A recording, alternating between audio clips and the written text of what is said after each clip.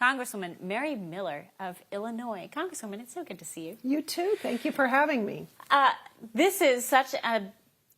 It's not an accident that Trump is targeting Illinois. Illinois is a state that has been in the news recently, to say the least, not the least of which Pritzker is at the center of it, but we've also had other conversations centered around Illinois, such as the way that they redistrict the state, the way that they are being very unfair to Republicans. Talk to us about these latest headlines.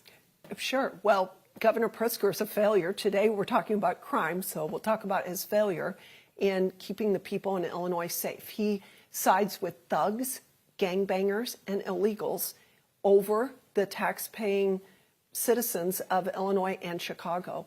And the fact is that Chicago is the murder capital of the United States. For 13 consecutive years, Chicago has had more murders than any city in the United States.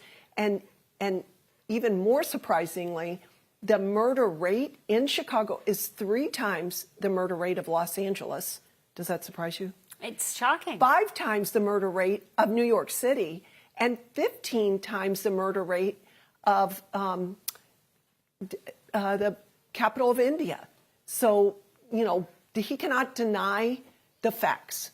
And he's trying to gaslight the people there. I haven't seen him at any funerals of families that are suffering there. Yeah. And the businesses, it's a grand exodus out of Illinois and Chicago because they can't operate in that kind of environment. And the mayor of Chicago, Brandon Johnson, he's telling people that they should invest in Chicago. People are not going to invest in Chicago when the basic first issue, which is safety, is not met. So, you know, the problem with this debate is that, you know, you don't have the Democrats addressing the victims, right? And you mentioned that just now. They're not showing up to funerals. They're not highlighting or, you know, standing by the families who are suffering under this kind of regime. That said, the showdown between Pritzker, between Trump, seems like it's going to come to a head. They've both made some pretty harsh statements, pretty stolid lines in the sand. Where do you see this whole episode ending? Does it end in a literal showdown at the border, at the city limits of Chicago? What happens? Well, I think J.B. Pritzker should swallow his pride and call President Trump and welcome to him to come. But I don't think that's going to happen. And President Trump is a true leader. A true leader protects those that he's in charge of. And I don't think I think it is a promise that he's coming. And I hope he comes tonight. And he has every right to come because J.B. Pritzker has failed the people there. And it is a crime-ridden city, and people are suffering, and not one more person should die because J.B. Pritzker and Mayor Johnson will not tamp down the crime problem. So since January 1st, there's been 174,000 reported crimes. And there's Since January 1st, reported crimes. Now, there have been arrests in only 16.2% of those reported crimes. And that's on a downward trend, isn't it? They started saying, like, the arrest records are on a downtrend in the last 10 years. Well, that's what they want to say. First of all, I don't believe their numbers. I mean, someday maybe the truth will come out because the truth usually does come out.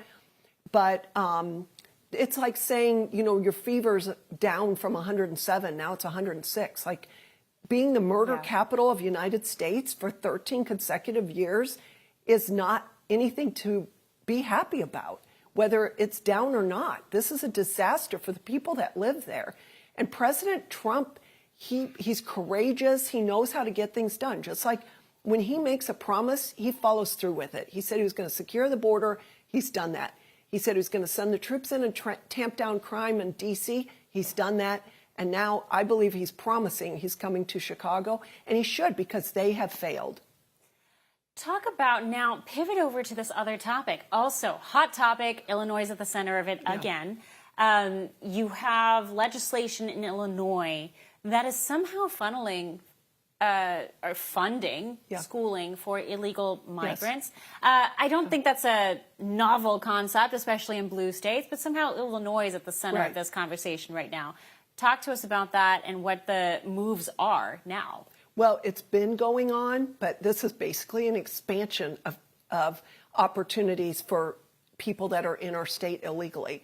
But to be a sanctuary state or a sanctuary city like Chicago means we are welcoming you here. You have broken our laws, and we are going to reward you.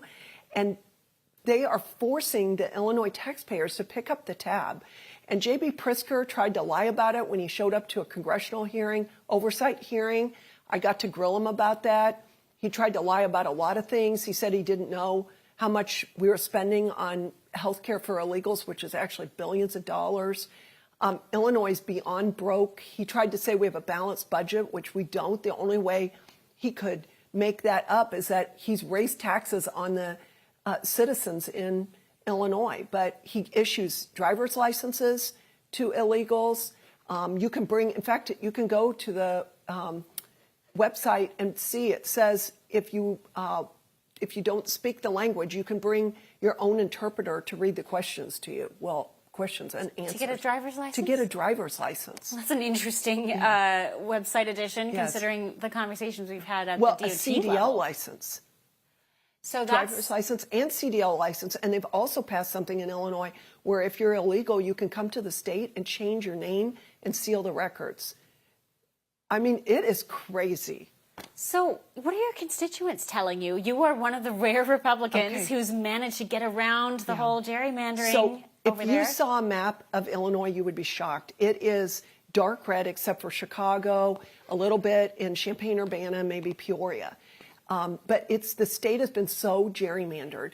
I believe that we're 44% Republican and we have 18% of the representation in Congress. It's like California. And they drew themselves a dark blue district downstate by jiggling it around. And he even admitted on a TV show that it looks like a kindergartner drew the maps. Thank you so much for visiting with us. You're welcome. Your state, again, is going to be at the center of a lot of interesting Yes. conversations, so we look forward to having you back in. But thank you. So Illinois has a chance to turn red. I want to tell everybody you have to vote. Don't be passive in the midterms. There you go. Thank you very much. You're welcome. Stay tuned. Xi Jinping, Vladimir Putin, and India's Narendra Modi met this week in an elaborate show of unity. What messages are they conveying? What are they not conveying? Dr. Peter Sletsky joins us next. We'll be right back.